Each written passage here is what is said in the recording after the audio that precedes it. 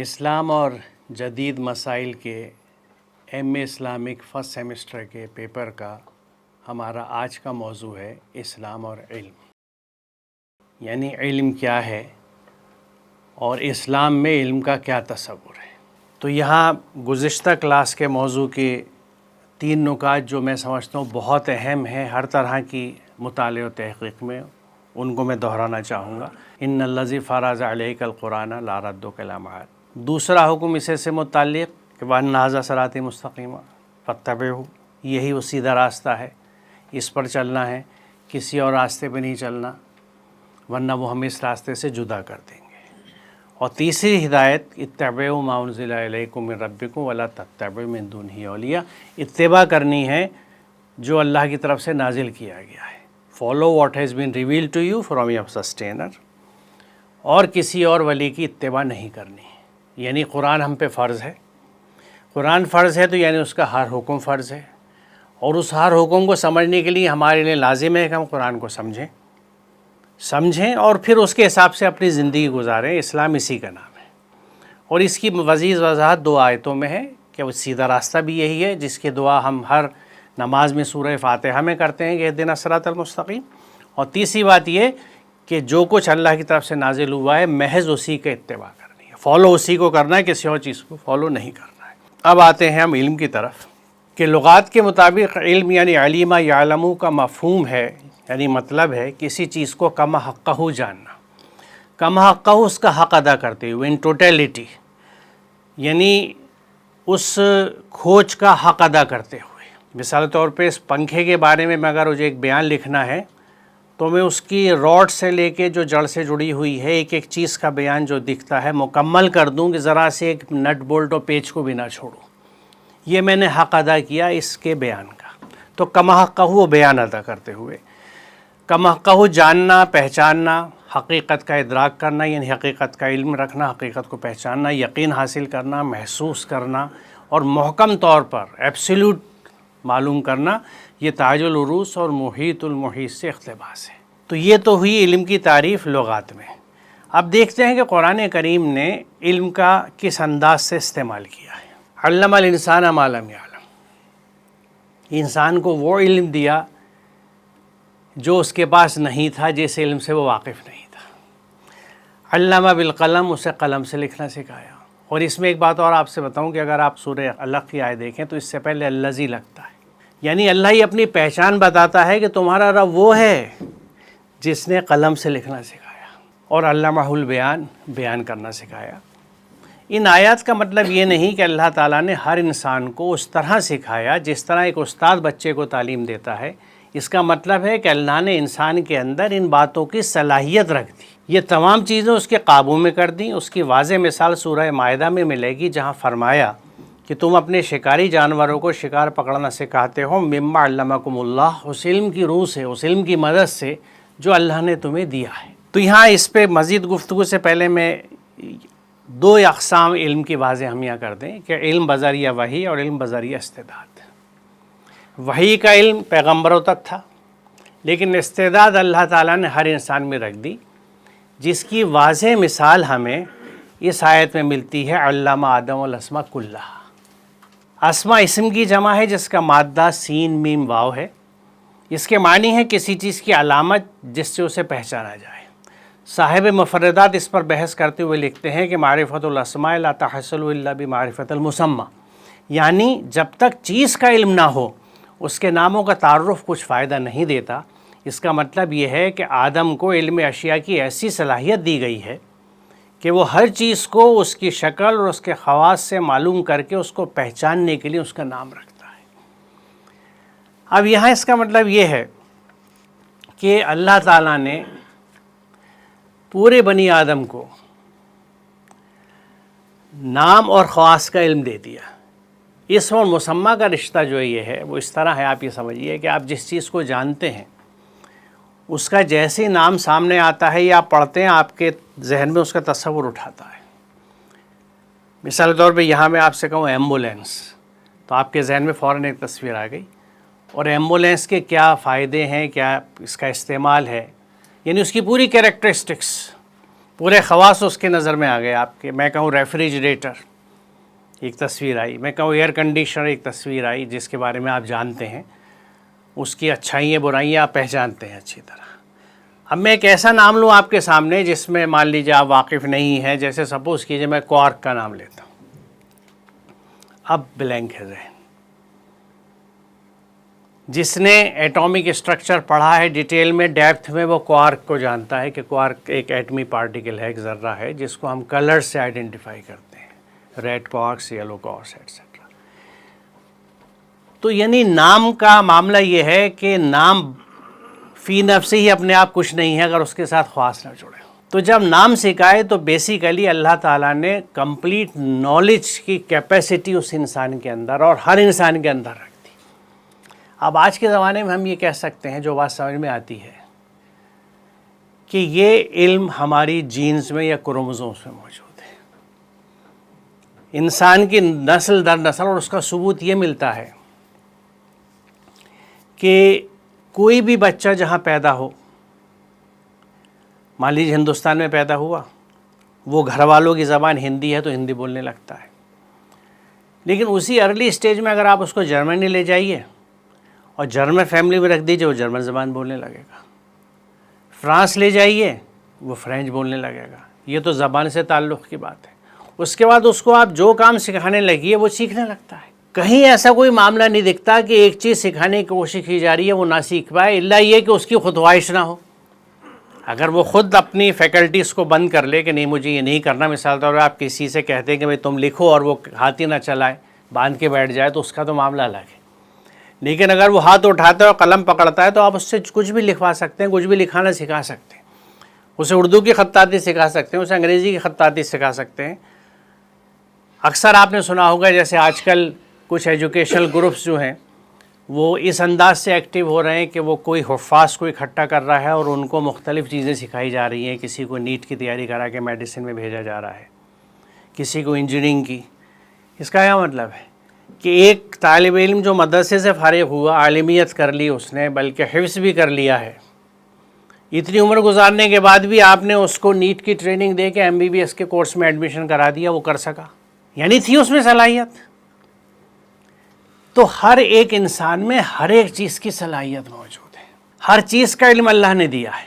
اب اس کی کیفیت بالکل ایسے سمجھیے کہ جیسے زمین کے اندر ہر طرح کے منرلز اور میٹلز اور معدنیات ہیں، ان کو نکالنے کے لیے کان کنی کی ضرورت ہوتی ہے، آپ کو نکالنا پڑتا ہے.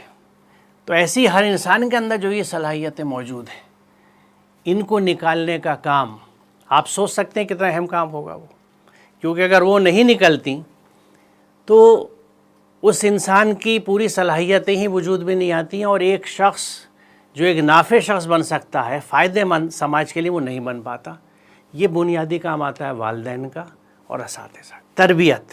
اور وہ تربیت اگر ہم ٹھیک نہیں دے سکتے تو ہم حق ادا نہیں کر رہے، اور 24 گھنٹے اللہ کی اس آیت کی تکذیب کر رہے ہیں جس میں انصاف کا حکم ہے. اس لیے میں یہ بات اکثر کہتا ہوں کہ اگر وقت نہیں ہے مت شادی کیجیے، وقت نہیں ہے اولاد پیدا مت کیجیے. بچے پیدا کرنے کے بعد وہ گلی محلے میں کھیل کے پلیں، پڑوسیوں میں پلیں، کریش میں پلیں، تو آپ حق ادا نہیں کر رہے. ان ذمہ داریوں کو آج تو میں نے نیوز پیپر میں دیکھا کہ سپریم کورٹ کا یہ فیصلہ آیا ہے کہ بچے کو حق ہے دونوں ماں باپ کی محبت کا. اب بتائیے سپریم کورٹ یہ ججمنٹ دیتا ہے، کوئی کیس گیا ہوگا؟ اگر ہم لوگ حق ادا کریں گے تو اس طرح کے معاملات سماج میں بہت عام ہیں. ایک عام تصور یہ ہے کہ بھائی بچوں کی تربیت گھر کے معاملات ہیں، عورت کے ذمہ، مرد کی ذمہ داری نہیں ہے. مرد تو صبح جھولا اٹھا کے نکلا تو شام کو آیا، اسے بچے سے کوئی دلچسپی نہیں. بھائی دلچسپی نہیں تو بچے پیدا کیوں کیے تھے؟ اپنا حق ادا کیجئے، اپنی ذمہ داری نبھائیے. بچے کو باپ کی بھی اتنی ضرورت ہے جتنی ماں کی ضرورت ہے.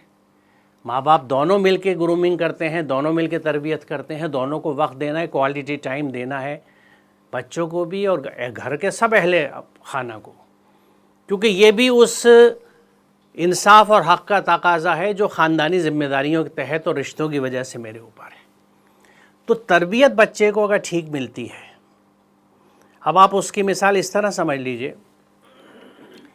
کہ ایک بچہ جو کسی ایسے جھوپڑ پٹی میں پیدا ہوا ہے، جس کے ہاں وسائل نہیں ہے، کھانے کے لالے ہیں، اس کو کون قلم دے گا، کون اسکول بھیجے گا، تو اس بچے کی صلاحیت ٹیپ نہیں ہوئی۔ برابر میں ایک بلڈنگ میں ایک بچہ پیدا ہوا ہے کسی صاحب حیثیت کے گھر، وہ اسکول بھی جاتا ہے، سیکھ بھی رہا ہے، تو فرق یہاں پہ فرد کے بیچ میں نہیں ہے، بلکہ کس چیز کے بیچ میں ہے؟ جو فیسلٹیز، جو سہولیات، جو اپارچونیٹیز، جو مواقع۔ تو اچھا سماج وہ ہوتا ہے جو مواقع سب کے لیے مہیا کرنے کی کوشش کرتا ہے، وہی مسلم سماج ہوتا ہے، اور ایتاء ذی القربیٰ کا میسج یہی ہے۔ ایتاء ذی القربیٰ کے دائرے میں تمام چیز آتی ہے۔ میرے گھر میں جو میڈ اور نوکرانی کام کرنے آتی ہے، اگر مجھے یہ نہیں پتا اس کے بچے کتنے ہیں اور کیا کر رہے ہیں، تو میں حق ادا نہیں کر رہا۔ اگر وہ آپ کے سے قیمتی اسکول میں بچہ نہیں جا سکتا، تو کم از کم سرکاری اسکول میں تو ہم داخل کرا کے اس کے لیے نظم بنا دیں کہ یہ بچہ بھی علم حاصل کر لے تاکہ کچھ کر سکے۔ اگر میں نہیں کر رہا تو میں اللہ کے جواب دہ ہوں اور میں حق ادا نہیں کر رہا اس سماج کا جس کا میں حصہ ہوں۔ ہمارے عام تصور یہ ہے کہ جو میرے پاس مال ہے، پیسہ ہے، سمپتی ہے، جائیداد ہے، وہ صرف میری ہے اور اس کا حق صرف میرے خاندان پہ آتا ہے، اور اس میں بھی جھگڑے کتنے ہوتے ہیں آپ دیکھتے ہوں گے ہر جگہ، کیونکہ یہ سب سے بڑا فتنہ اور فساد ہوتا ہے جب مال جمع ہو جاتا ہے، کیونکہ مال جمع کرنے کی ممانعت قرآن میں ہے۔ خرچ کرو فوراً مستحقوں پہ، اپنے گھر پہ، پھر مستحقین کے اوپر۔ جہاں روک کے جمع کیا جائے گا یہ گندگی ہے، فساد پھیلاتا ہے۔ تو یہ تربیت کا پہلو جو ہے یہ بڑا اہم پہلو ہے، اور اس کی مثال میں اکثر اس طرح دیتا ہوں کہ یہ کیفیت بالکل ایسی ہے جیسے کمہار چاک پہ مٹی گوندھ کے ڈالتا ہے۔ ہر بچہ جو پیدا ہوتا ہے وہ اس زمانے کے چاک پہ اس کی گردشوں میں ایک گیلی مٹی کی طرح آتا ہے۔ The wet clay at the potter's wheel. اب اگر کمہار توجہ کے ساتھ اس سے ایک اچھا برتن بناتا ہے تو ایک خوبصورت برتن بنتا ہے۔ اگر اس نے گھڑا بنایا تو وہ بہت گول اور اچھا گھڑا ہوگا۔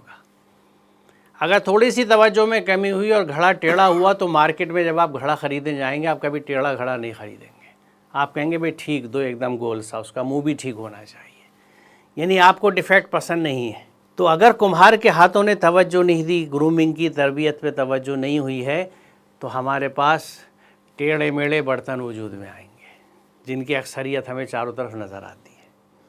اور اگر کہیں کمہار نے ہاتھ ہی نہیں اٹھائے تو وہ مٹی وہیں پہ سوکھ کے ایک ڈھیلا بن جائے گی، اور ڈھیلے کا مقدر کیا ہوتا ہے آپ سب جانتے ہیں۔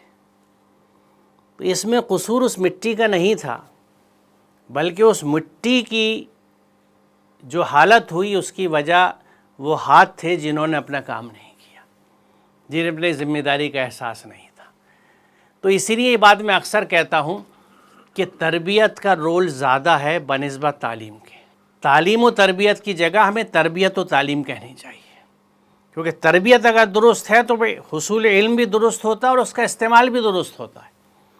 تربیت غلط ہے تو علم کا حصول بھی غلط ہوگا، استعمال بھی غلط ہوگا، کیونکہ یہ ذہن اور یہ ہاتھ ہیں جو چیزوں کو استعمال کرتے ہیں، کس طرح کرتے ہیں۔ تو یہ استعداد والی بات جو ہے یہ بہت اہم ہے اور ہمیں ذہن میں رکھنی چاہیے۔ یعنی اللہ نے تمام اشیاء کا علم حاصل کرنے کی صلاحیت انسان میں رکھ دی، اب یہ اس کی صلاحیت ماحول اور تربیت اور اس کی اپنی کوشش پر ہے کہ وہ اس کا کتنا حصہ حاصل کر پاتا ہے۔ معرفت کے مدارج وہ کیوں کرتا ہے، اس کی نہایت غور طلب شکل یوں سامنے آتی ہے کہ سورہ بقرہ کی مذکورہ آیت میں اللہ تعالیٰ فرماتا ہے کہ اس نے آدم کو تمام اشیاء کائنات کا علم عطا کیا، اور نحل میں ارشاد باری تعالیٰ ہے کہ اللہ نے تم کو تمہاری ماؤں کے پیٹوں سے نکالا اس حالت میں کہ تم کچھ نہ جانتے تھے، لا تعلمون شیئا۔ اس نے تمہیں کان دیے، آنکھیں دی اور سوچنے والے دل دیے اس لیے کہ تم شکر گزار بنو۔ گویا انسان جب دنیا میں آیا تو اسے کسی شے کا علم نہیں تھا، البتہ اللہ تعالیٰ نے اس کو کان، آنکھ اور سوچ سمجھ عطا کر دی تھی تاکہ ان اوزاروں کی مدد سے اللہ کی کائنات کا علم حاصل کرے۔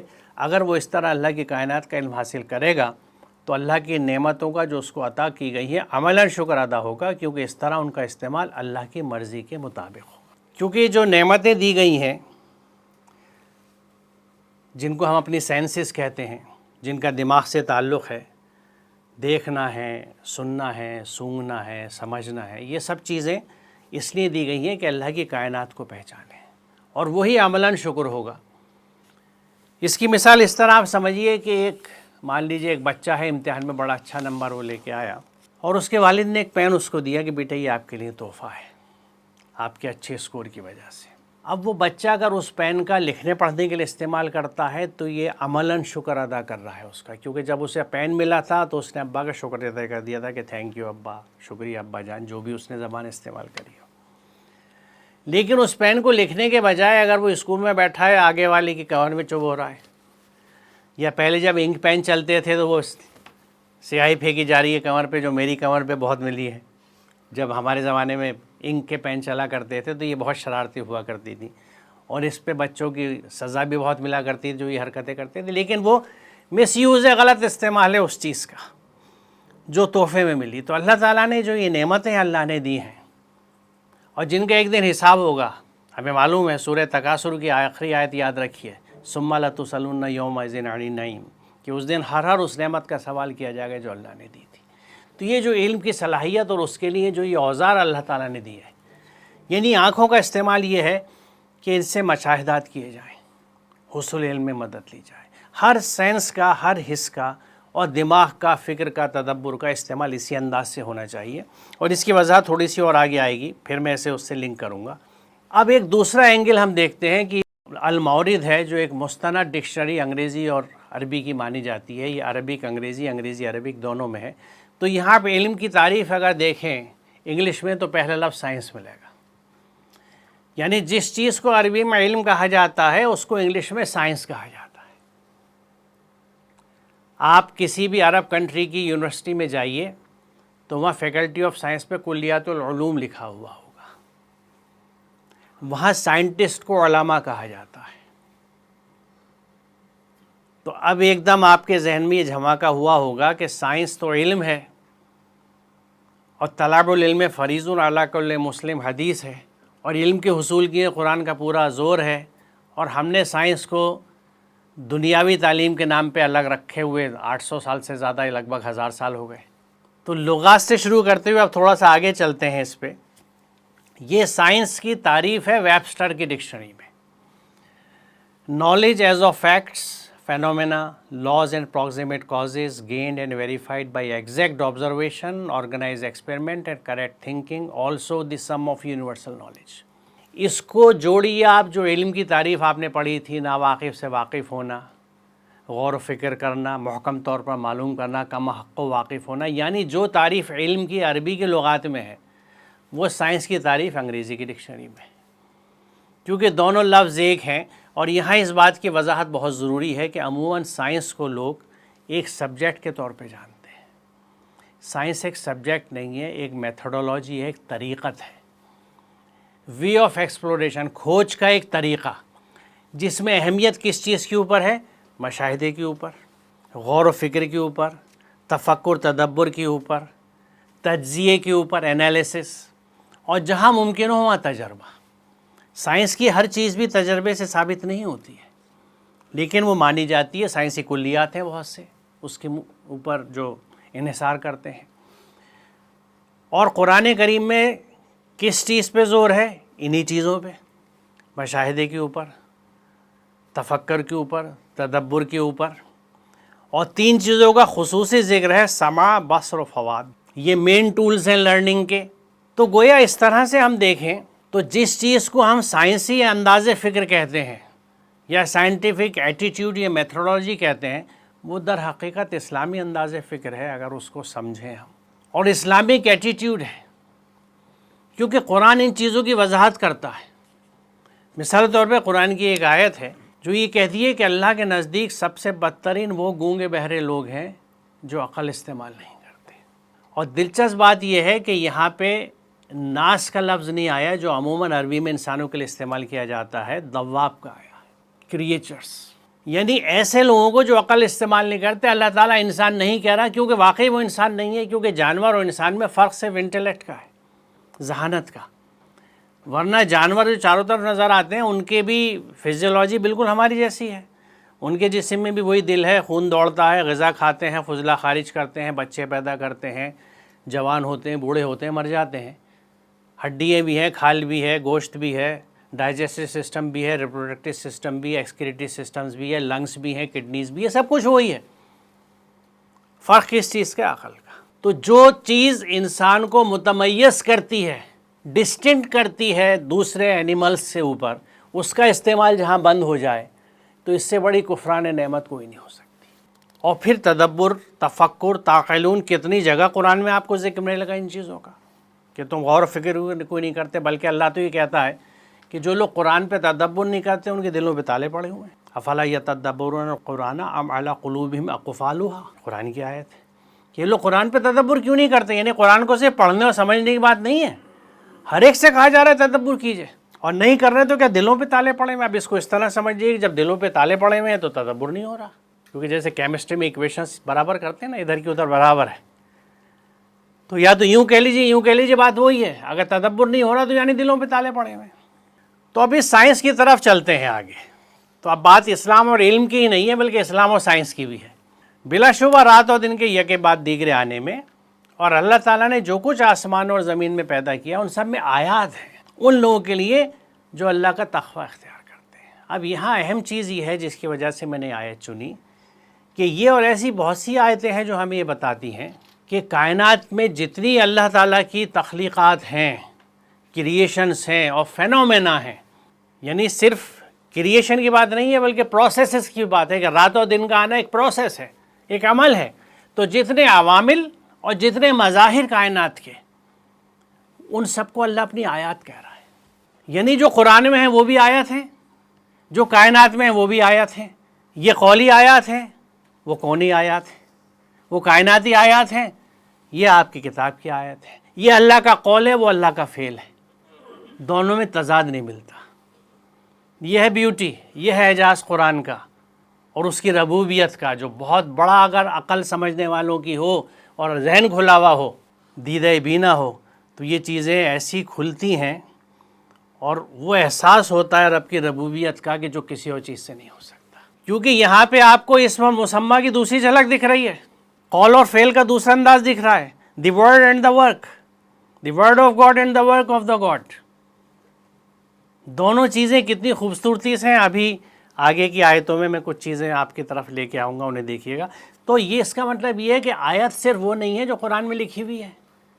آیت تو یہ پہاڑ بھی ہے، یہ بھی ایک آیت ہے، یہ بھی ایک آیت ہے، یہ بھی ایک آیت ہے، میں بھی ایک آیت ہوں. ہم سب اللہ کی آیات ہیں. اسی لیے تو کہا گیا ہے کہ لقد کرمنا بنی آدم. اللہ کی آیات کی عزت کرو، جانوروں کی عزت کرو، ٹیک کیئر آف دیم، ظلم نہ کرو. احادیث موجود ہیں رسول اللہ کی جانوروں کے تعلق سے.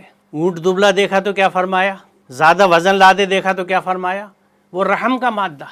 اب تھوڑا سا آیت پہ غور کر لیں.